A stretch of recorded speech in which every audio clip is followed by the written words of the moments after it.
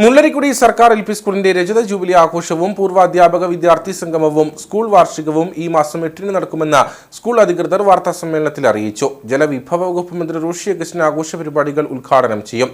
പരിപാടിയുടെ ഭാഗമായി സുവനീർ പ്രകാശനവും സ്നേഹവിരുന്നും നടക്കും.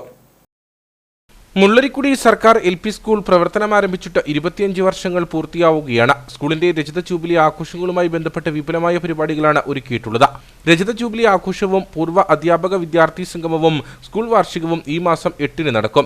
ജലവിഭവ വകുപ്പ് മന്ത്രി റോഷി അഗസ്റ്റിൻ ആഘോഷ പരിപാടികൾ ഉദ്ഘാടനം ചെയ്യുമെന്നും സ്കൂൾ അധികൃതർ അടിമാലിയിൽ വാർത്താസമ്മേളനത്തിൽ അറിയിച്ചു. DPP കാലത്ത് 1999 മുള്ളരിക്കുടി ഗ്രാമത്തിൽ അനുവദിക്കപ്പെട്ട ഒരു സ്കൂളാണിത്. നാട്ടിലെ ഗ്രാമവാസികൾക്ക് വേണ്ടി നിലകൊള്ളുന്ന ഒരു സ്ഥാപനം എന്ന നിലയിൽ 25 വർഷങ്ങൾ പൂർത്തിയാക്കുമ്പോൾ പൊതുവിദ്യാലയങ്ങളെ സ്നേഹിക്കുന്ന ഒരു കൂട്ടം ആളുകളുടെ ഒരു കൂട്ടായ്മ രൂപീകരിക്കാനും അതുവഴി പൊതുവിദ്യാലയങ്ങളിലേക്ക് കുട്ടികളെ ആകർഷിക്കുക എന്നുള്ള ലക്ഷ്യത്തോടെയാണ് ഈ രജത ജൂബിലി ആഘോഷിക്കണമെന്ന് തീരുമാനിച്ചത്.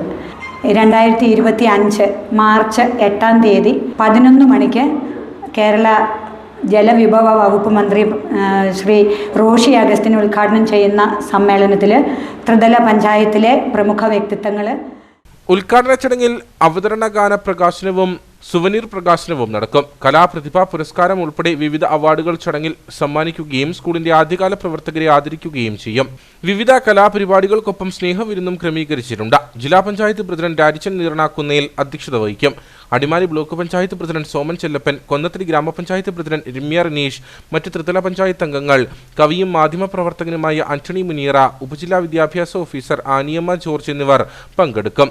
School headmistress Sheela Thomas, PTA president Vinoj KM എന്നിവർ വാർത്താസമ്മേളനത്തിൽ പങ്കെടുത്തു.